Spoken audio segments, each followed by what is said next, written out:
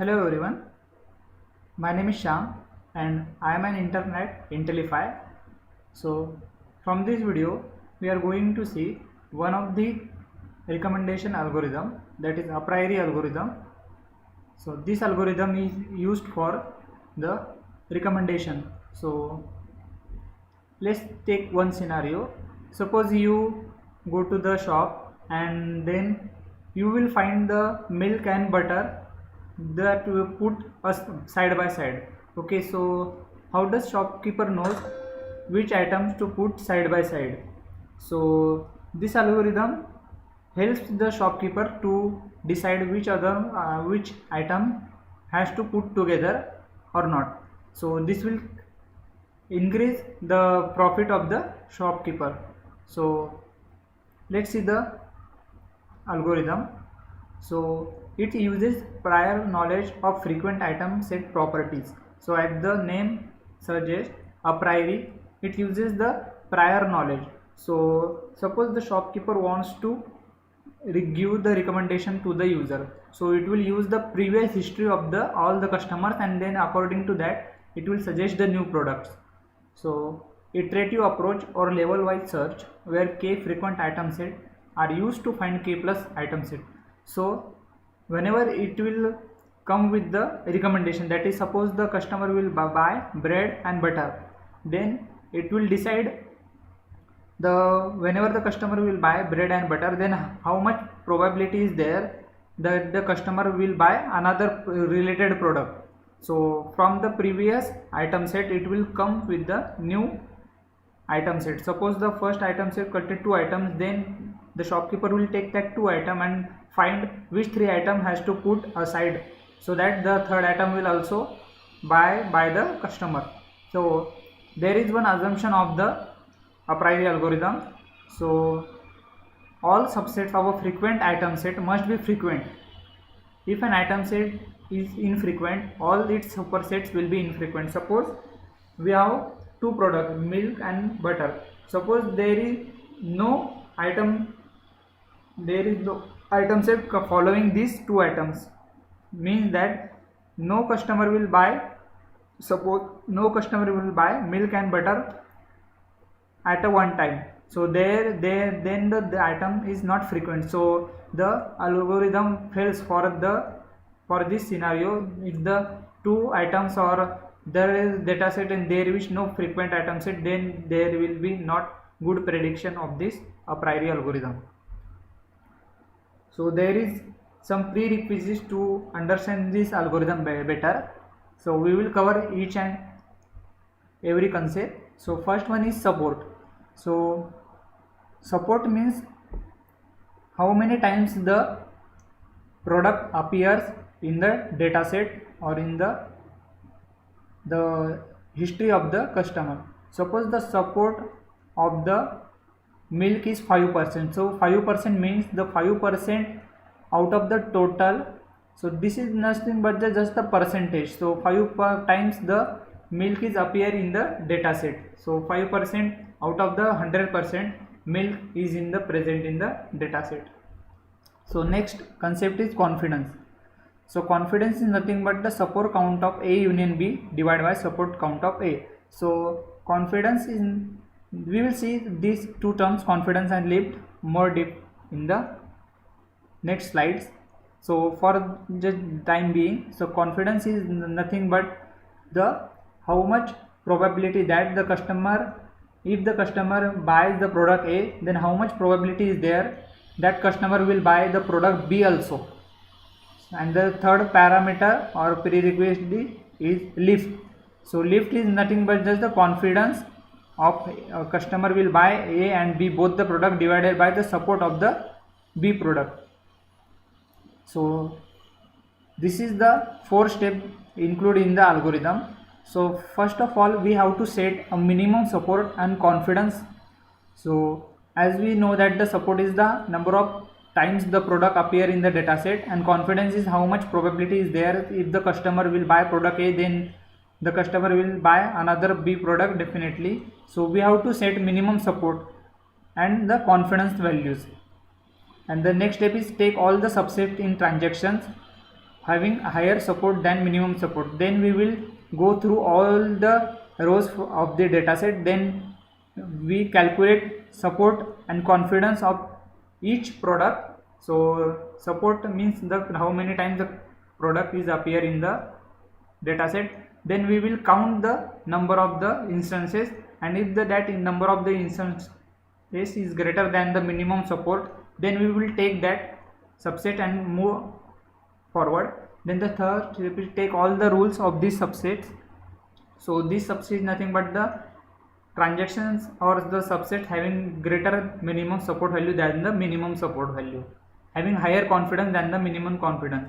So after the support we will calculate confidence from this subset that we have got from calculating the minimum support. Then we will calculate the confidence, and if the confidence is greater than our minimum confidence, then we will select that, and other are removed from our prediction model. And the last step is sort the rules by decreasing lift. So this is nothing but just the decreasing order. So first the result of this lift will be highest association rule. Then association rule percentage goes on decreasing after we go from top to bottom. So let's see one scenario. Suppose there is two columns TID and items. These are just nothing but the transaction IDs, and these are the items. So transaction ID is T1, T2, 3. This is just the continuous number, and suppose the T1 transaction contains the items I1, I2, I5.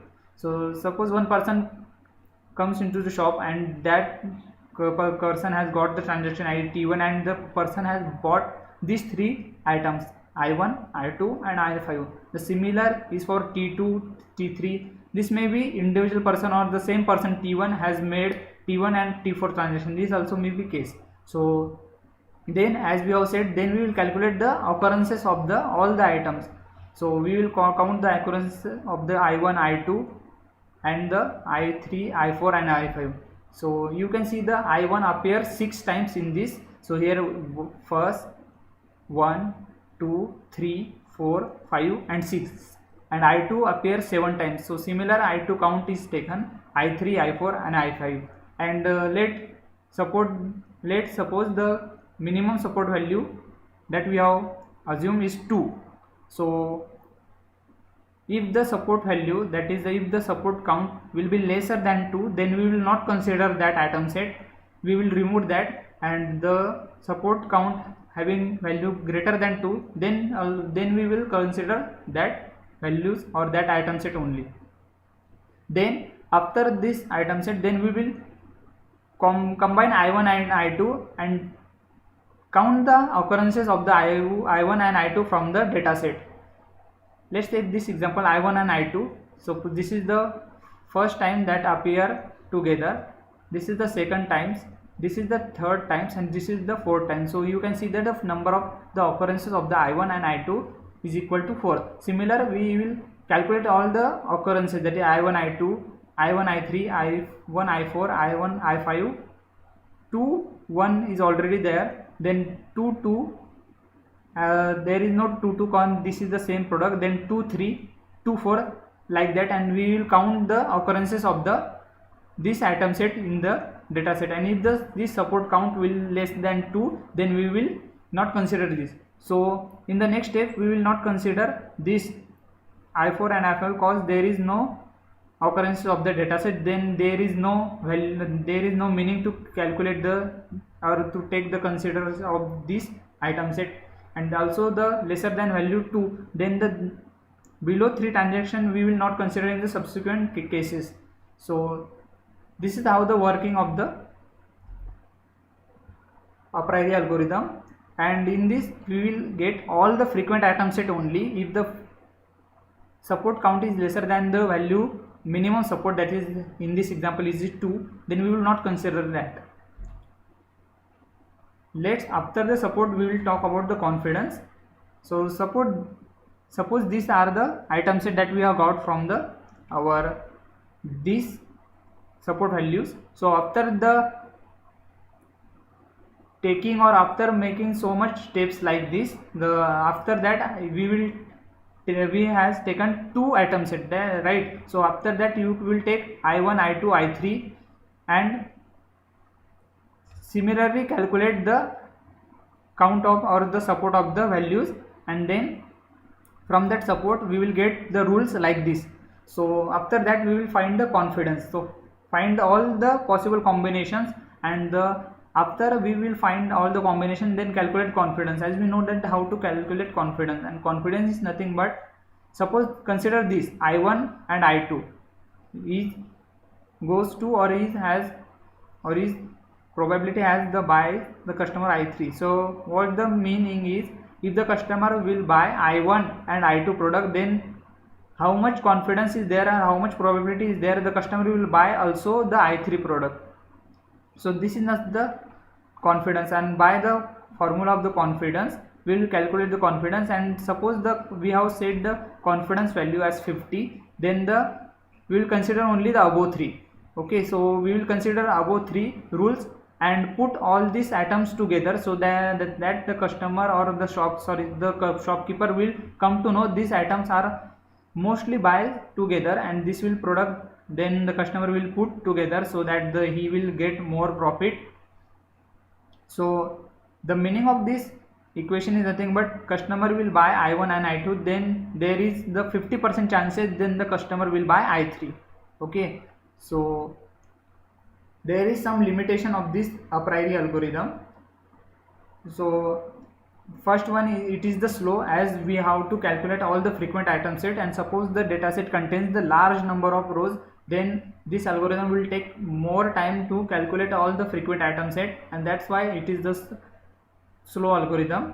So not an efficient approach for a large number of data sets. As I have already told you, if the number of the rows is large, then the algorithm will take more time to come with the frequent item set, and inefficiently when memory capacity is limited. As we have to store all the item set, then we need to store it in the memory, and if the memory capacity is limited, then this algorithm will not that much good.